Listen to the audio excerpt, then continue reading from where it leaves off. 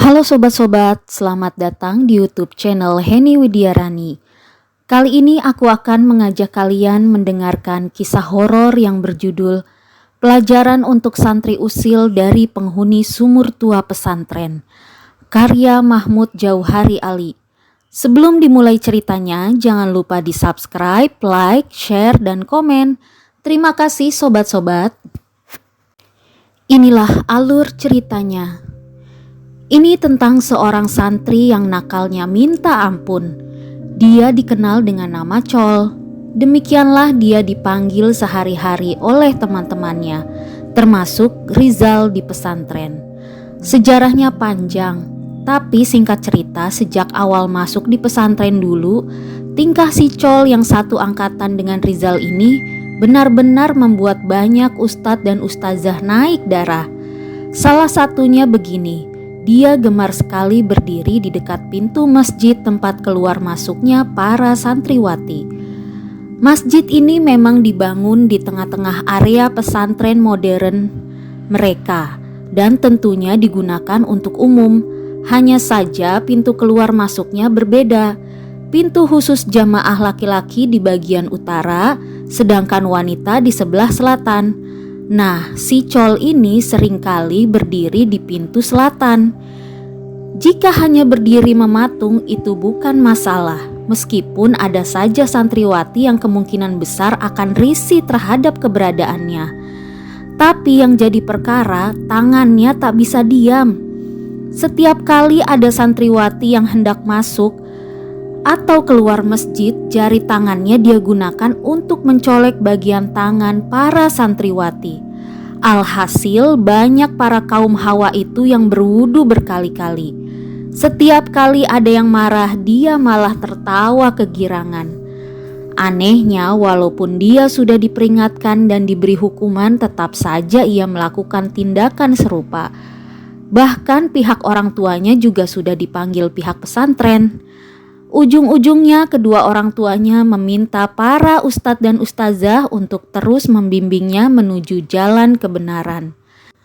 Karena keisengannya itulah teman-teman termasuk Rizal memanggilnya si Colek.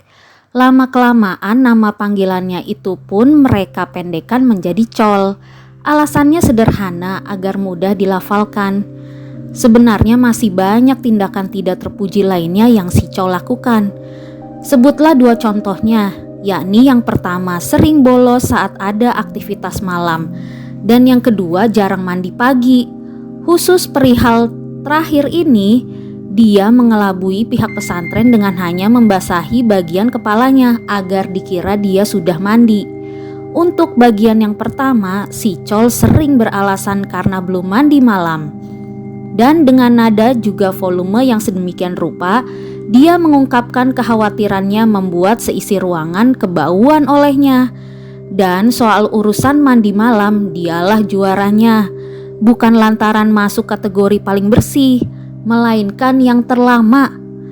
Mengenai predikat terlama ini, pernah suatu hari Rizal dan teman-temannya iseng mengintip si Col mandi.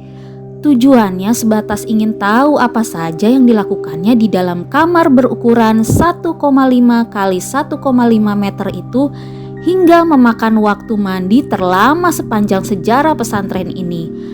Apa yang mereka lihat? Ternyata si Col berendam di dalam bak mandi. Bukan hanya itu, di bagian permukaan airnya dia letakkan sejumlah kapal dan bebek kertas yang dibuatnya sendiri. Dan malam ini tidak ada pasokan air sumur ke bak mandi. Penyebabnya mesin air yang biasa mereka gunakan belum selesai diperbaiki. Maka kemungkinan besar si Col pun terpaksa tidak bisa berendam dalam bak mandi. Mungkin juga dia malah tidak mandi malam ini. Yang jelas sejak ba'da maghrib tadi sudah tidak terlihat batang hidungnya. Malam kian larut, seharusnya semua santri sudah masuk kamar masing-masing. Rizal sebagai kepala kamar masih menunggu si Col yang hingga detik ini belum juga kelihatan meski hanya sehelai rambut kepalanya. Kemana perginya anak itu? Tanya Rizal berkali-kali dalam hati.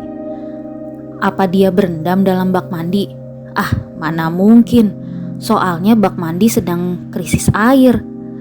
Bahkan Rizal dan sejumlah santri terpaksa tidak mandi sore tadi. Rizal masih menunggunya. Dilihat jam sudah menunjukkan pukul 12 malam. Ini sangat tidak wajar, ada yang aneh. Sepertinya ada yang ganjil. Perasaan Rizal pun sangat tidak nyaman. Apa terjadi sesuatu padanya ya? Gumamnya dalam hati. Bergegas Rizal membangunkan teman-teman yang lain untuk mencari si Col. Mereka segera berkeliling area pesantren dan berharap dapat menemukan temannya itu.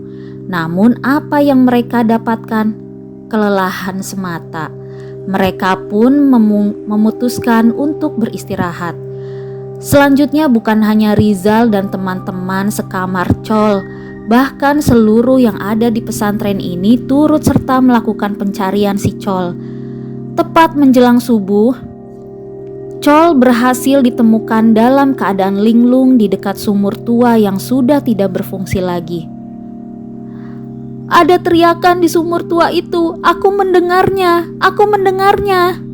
Suaranya setengah berteriak. Col berusaha menceritakan kejadian yang ia alami. "Tapi kami tidak mendengar apa-apa." "Tadi ada, aku tidak berbohong," timpal Col lagi. Mereka pun saling berpandangan heran. "Bukan hanya teriakan yang kudengar, suara tembakan juga begitu nyaring di sana. Lalu teriakan itu tidak terdengar lagi. Kulihat banyak orang berpakaian hitam dan menenteng senjata api," lanjut Col. Tak lama setelah itu si Col pun pingsan. Mereka segera membawanya ke ruang unit kesehatan. Setelah dia tenang, Rizal mengajaknya ngobrol. "Tadi malam kami sangat mengkhawatirkan keselamatanmu," Rizal seraya berkata. "Malam yang sangat menakutkan. Kamu harus percaya kepadaku. Suara dan sosok-sosok itu nyata. Aku melihatnya," jawab Col. "Apa mungkin yang kamu lihat tadi malam adalah jelmaan jin?" tanya Rizal. Col terdiam. "Sebenarnya bagaimana kamu bisa sampai berada di sana?" tanya Rizal lagi penasaran. "Aku berniat mandi tadi malam. Karena airnya tidak cukup, aku bermaksud membawa air dari sumur tua itu ke bak mandi. Awalnya sih aku berusaha membuka penutup sumur yang biasa kita gunakan setiap hari, tapi ternyata tidak bisa. Dalam pikiranku hanya sumur tua itu pilihan terakhir, jadi aku kesana," jawab Col. "Lalu?" timpal Rizal. "Aku mulai menarik tali ember untuk mengambil air dari sumur tua itu. Dan tiba-tiba aku mendengar suara teriakan minta tolong." Col kembali menceritakan. "Apa kamu langsung berlari?" tanya Rizal. "Tentu saja, tapi tubuhku ini seketika tak bisa kugerakkan sama sekali. Tak lama kemudian aku melihat banyak orang di dalam sumur tua itu. Mereka ditembaki hingga tewas." Beberapa waktu mereka saling diam. Jujur saja suasana hati Rizal menjadi tidak nyaman setelah mendengarkan kata-kata si Col ini.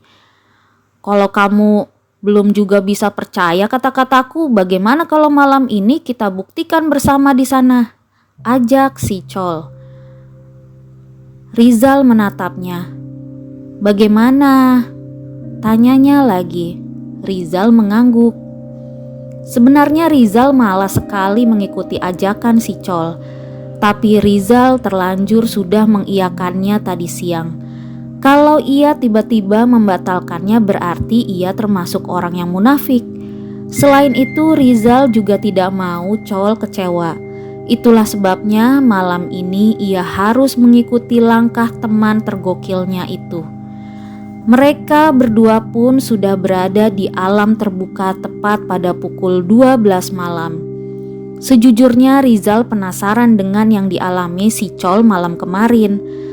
Pasalnya perkataannya terkesan serius. Dia terlihat jujur saat menceritakan kronologi peristiwanya. Kini mereka sudah sampai di sumur tua yang memang sudah lama sekali tidak digunakan. Bahkan yang Rizal dengar di lokasi sumur ini akan dibangun sebuah padepokan silat untuk para santri. Ya, pihak pesantren memang berencana membuka kegiatan ekstrakurikuler di bidang seni bela diri khas Indonesia itu. Kita sudah lama di sini, tapi belum ada tanda-tanda yang aneh. Kamu yakin akan ada suara dan penampakan di sini? Rizal membuka percakapan di tengah heningnya malam. Aku yakin, tunggu saja, jawab Chol. Mereka menunggu di tempat yang sangat tidak nyaman.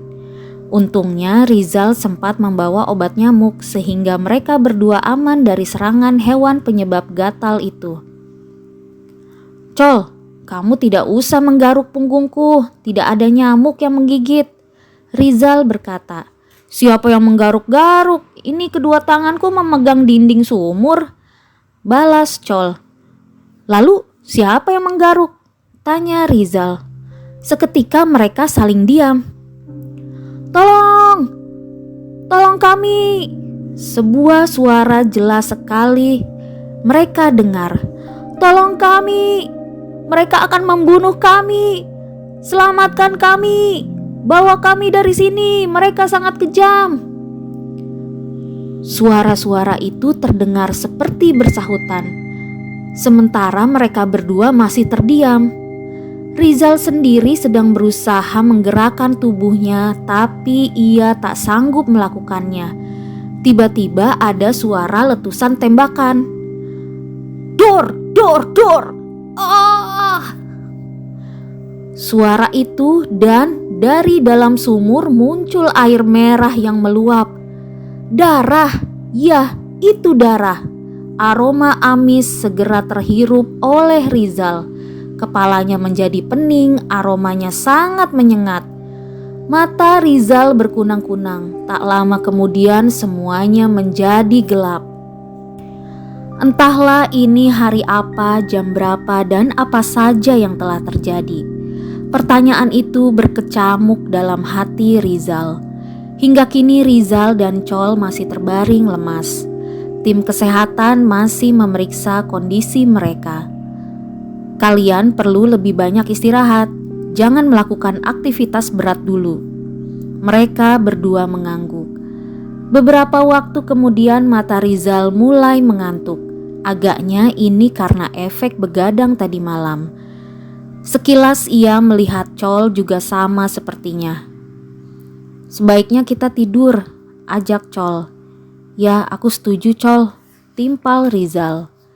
Detik menjadi menit dan terus mereka lalui alur kehidupan ini dari jam ke jam, dari hari ke hari yang sekarang menuju hari berikutnya. Dan tak terasa kejadian gaib yang menimpa mereka malam itu sudah 1 minggu lewat.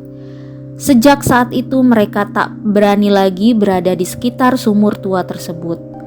Konon kata tukang kebun yang sudah lama bekerja di sana, lebih kurang 3 tahun setelah kemerdekaan negara Indonesia terjadi pemberontakan hebat yang menewaskan banyak santri dan kiai di pesantren ini.